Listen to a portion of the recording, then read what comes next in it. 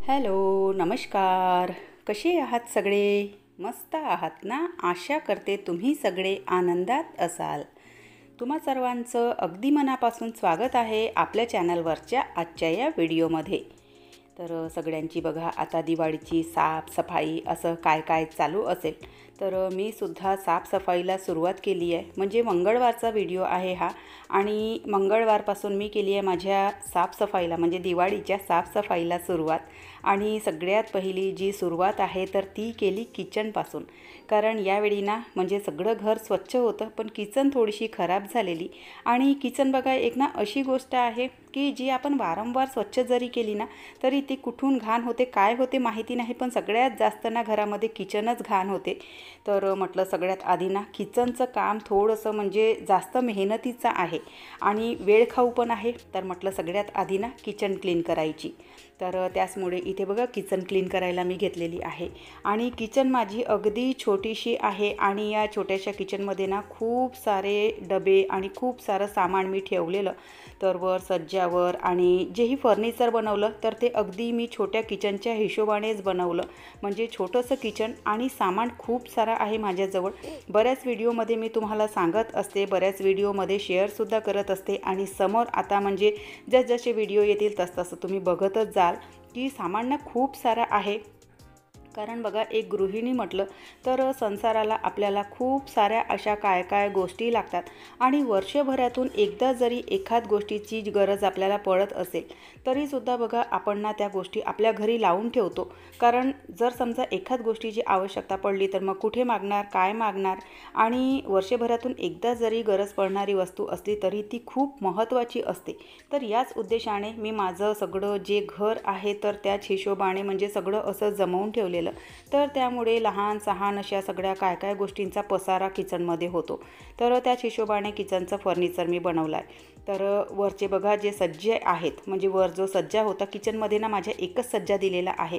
तर तिथे ना सगळ्या अशा शेवया पापडं आणि कुरवड्या वगैरे काय काय असं वाळवणीचं जे सामान असतं तर ते मी तिथे ठेवते. तर सगळ्यात आधी तो सज्जा खाली करून घेतला, तो झाडून घेतला, तिथले जे डबे आहेत ते घासून घेतले, त्यांना बाल्कनीला सुकायला टाकलं आणि तिथले जे वाळवणीचे सामान होते तर ते सगळे मी वर टेरेसवर नेऊन वर वाळत घातले. आणि हे सगळं मी स्टेप बाय स्टेप करायला घेतलं. कारण बघा माझं ना किचन लहान आणि बाल्कनीसुद्धा लहान आणि घरही लहान आहे. तर या सामानांचा ना जो पसारा आहे तर तो मी पूर्ण घरभर करू शकत नाही.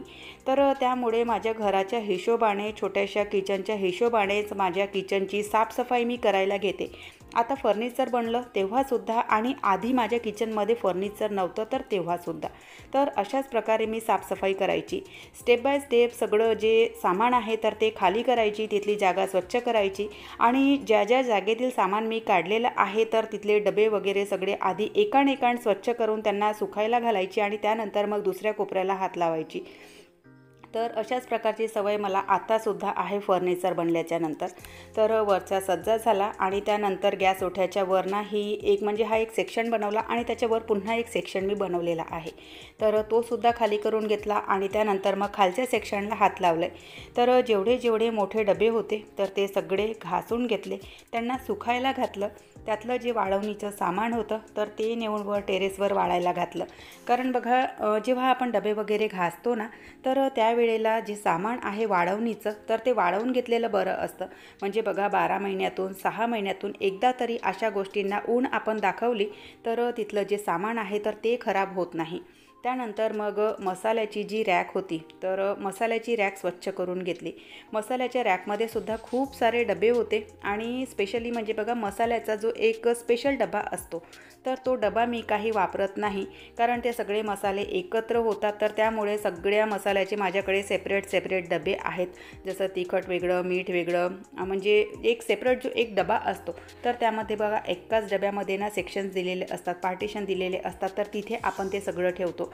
पण तो डबा माझ्याकडे नाही. भविष्यात जर कधी घेतला तर ती गोष्ट वेगळी, पण आता सध्या तरी नाही. आणि त्यानंतर मग लहान सहान काय काय आपले पुन्हा मसाले असतात तर ते सगळे डबे खाली करून घेतले. तिथली रॅकसुद्धा स्वच्छ करून घेतली आणि त्यानंतर मग गॅस ओठ्याच्या डाव्या बाजूला हे मी पार्टिशन बनवून घेतलेलं आहे.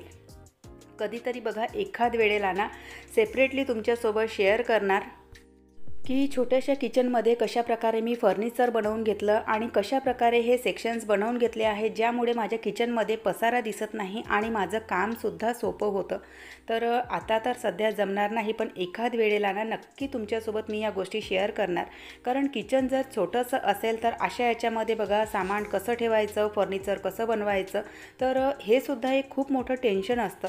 तर बघा आपल्यालासुद्धा आयडिया येते दुसऱ्याचं बघून. तर त्यासाठी म्हणून कधीतरी एखाद वेळेला सेपरेटली तुमच्यासोबत या गोष्टी मी शेअर करणार. तर गॅस ओट्याच्या डाव्या बाजूचा म्हणजे जो पार्टेशन होता, तर तिथले बरेचसे डबे बघा मी ना स्वच्छ केलेले होते. काही सामानसुद्धा वाढवून घेतलेलं होतं. एक शॉर्ट व्हिडिओसुद्धा मी तुमच्यासोबत शेअर केला होता, तर तो त्याच गोष्टीचा होता. त्यामुळे तिथले डबे काही फारसे घासायचे नव्हते आणि सामानसुद्धा वाढवणीचं फारसं नव्हतं. तर त्यामुळे तिथलं काही म्हणजे जास्त बर्डन नव्हतं सफाईचं. तर ते करून घेतलं आणि त्यानंतर मग सगळ्यात मेन टेन्शन होतं ते म्हणजे या डब्याच्या सेक्शनचं जे मी तुम्हाला आता थोड्या वेळाच्या आधी दाखवले. सॉरी, गळ्यामध्ये ना थोडासा कप होतोय त्यामुळे. तर बघा तिथले सगळे जे डबे होते तर ते डबे ना खाली करून घेतले. सामान तेवढं काही वाढवणीचं नव्हतं, कारण तिथे सगळा असा किराणा माल आणि मुलांचे बिस्किट वगैरे काय काय असे सगळे ठेवलेले असतात. तर ते डबे सगळे खाली करून घेतले, घासून त्यांना इथे मागे बाल्कनीला ठेवलं. आणि बाल्कनीमध्ये तुम्ही बघू शकत असाल सगळा असा डब्यांचा बाजार इथे झालेला. बाल्कनी छोटी आहे त्यामुळे मग काही जे डबे आहेत तर ते इथे मी बेडरूममध्ये सुद्धा आलेले. आणि यांना सुकवण्यासाठी म्हणून सेपरेटली मी कूलर लावला आहे. कारण आता ना सायंकाळ होत आली आहे आणि वातावरण जे आहे ते थंड झालं. तर डबे काही माझे सुकलेले नसते, तसेही त्यांना आतमधून बघा एक कपडा मारूनच सामान भरावं लागतं. पण बाहेरची जी बाजू आहे डब्यांची तर म्हटलं ते सुकून जाईल. तर त्याच हिशोबाने बघा मी ना ते जे डबे आहेत तर त्यांच्यासमोर कूलर चालवून घेतला, तर हवेमुळे ते डबे सुकून जातील. आणि त्यामुळे वरच्या भागातली सुद्धा डस्टिंग करून घेतली. आणि आज ना सानू घरी होती. दुसऱ्या दिवशी तिची शाळा होती, प्रॅक्टिकल होते तिचे, त्यामुळे ती शाळेत जाणार होती. तर म्हणून म्हटलं आज आता ही घरी आहे तर हे कामं जे आहेत ना ते आटोपून घ्यायचे. कारण बघा वारंवार आपल्याला वर चढावं लागतं, सामान मग खाली ठेवणं, हे ते काय काय किती म्हणजे अशी कामं असतात. तर मदतीला ना एकजण कोणीतरी असलेलं बरं होतं. तर आज ती घरी होती ना तर खूप मदत झाली तिची मला. म्हणजे माझे ना बरेचसे जे कामं आहेत तर ते सोपी झाले. आणि स्पेशली म्हणजे वरवरची जी डस्टिंग आहे तर ती सगळी डस्टिंग तिने करून दिली. तर त्यामुळे ती घरी होती ना तर खरंच खूप मदत झाली. तर वरचं सगळं जे काम आहे ते आटोपलं आणि त्यानंतर मग मी हात लावला इथे गॅस ओट्याच्या खालची बाजू स्वच्छ करायला. कारण बघा आज ना मला A to Z सगळं जी किचन आहे तर ते पूर्ण क्लीन करायचं होतं. कारण एकतर दिवस जास्त राहिले नाहीत. उद्या मग सगळ्या घरातले जाळे जडमटे काढणं आणि भिंती वगैरे थोड्याशा झटक करायच्या आहेत. तर त्या कामांनासुद्धा हात लावायचा आहे. तर म्हणून म्हटलं की आजच्या दिवशी ना जी किचन आहे तर ती A to Z पूर्ण झालेली बरी होईल. तर त्याच हिशोबाने माझी जी कामं आहेत तर ते चालू आहेत. तर गॅस ओट्याच्या खाली जे आहे ट्रॉल्या वगैरे आहेत, तर जिथलं सामान मी काढू शकते तर तिथलं सामान मी काढून त्यांना पुसून घेतलं. वारंवार ते सामान घासतच राहते मी, तर त्यामुळे फारसं काही असं घाण नव्हतं. आणि बघा जेव्हाही आपण साफसफाई करतो ना तर त्यावेळेला एक काम नक्की करायचं. जेव्हाही आपण असं अडगळीचं जे सामान असते जे काढतो आपण, जिथली गोष्ट आपण वारंवार स्वच्छ करू शकत नाही, तर तिथे जेव्हा आपण साफसफाई करतो ना तर त्यावेळेला ना हीट स्प्रे करून घ्यायचा. म्हणजे हीट जेव्हा आपण स्प्रे करतो तर त्याच्याने बघा झुरडांचा त्रास होत नाही, सोबतच मुंग्यांचा सुद्धा त्रास होत नाही. तर त्यामुळे जेव्हाही आपल्याला साफसफाई अशी करायची असते, तुमच्या घरामध्ये मुंग्या झुरड असो किंवा नसो, हीटना स्प्रे करून घ्यायचा. त्यामुळे मुंग्यांचा झुरडाचा त्रास नसेल तर चांगली गोष्ट, असेल तर नंतर तो त्रास आपल्याला होत नाही, यासाठी म्हणून स्प्रे करून घ्यायचं हीटचं. तर बघा हे करता संध्याकाळ झाली आणि संध्याकाळचा स्वयंपाक करता मी माझी किराण्याची जी रॅक होती तर ती जमवून घेतली. सगळे सेक्शनसुद्धा सुकलेले होते, अगदी व्यवस्थित असे स्वच्छ झालेले होते. डब्बेसुद्धा बाहेरच्या भागातून बऱ्यापैकी सुकलेले.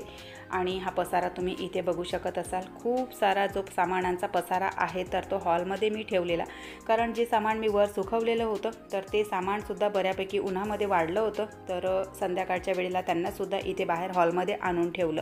आणि आता बघा जे सामान माझं म्हणजे ज्या डब्यांची जागा मला माहिती होती ती जागा मी ना म्हणजे ते आधी जमवून घेतलं. त्याच्याने बघा आपलं सामान ठेवण्याचं बर्डन तेवढं होत नाही. आणि मुलांनी मग हेल्प केली सामान आणण्यासाठी. हेलो गाइस, आप सब कैसे हो? आज मैंने 2 घंटे पढ़ाई की, लेकिन मेरी मम्मा ने मुझे बिल्कुल भी वेरी गुड नहीं बोला। तर बघा, जे डबे वगैरे बाल्कनीमधून आणायचे होते तर ते मी मुलांनाच आणायला लावले आणि या वेळेपर्यंत वाजलेले आहेत 10:30 आणि एवढं सगळं सामान बघून ना डोक्यामध्ये आधी तर विचार करत बसली की कोणतं सामान कोण्या डब्यातलं आहे आणि ते डबे कुठे ठेवायचे. आणि हे बघता बघताच बघा सानूने केव्हा व्हिडिओ शूट केला मला नाही माहिती, पण खरंच बघा जेव्हा आपण सामान म्हणजे खाली करतो आणि डबे घासणं हे काम तेवढं डिफिकल्ट नसतं जेवढं की डब्यांमध्ये सामान भरणं आणि ते डबे त्यांच्या जागी लावणं. कारण इतका गोंधळ उडतो आणि इतकं कन्फ्युजन होतं की सामान ठेवायचं कुठं आणि कोणता डबा नेमका कोण्या सामानाचा आहे.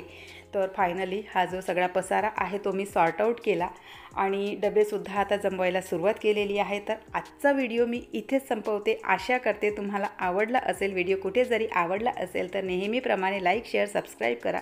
पुन्हा भेटू नंतरच्या व्हिडिओसोबत. तोपर्यंत बाय. हर हर महादेव.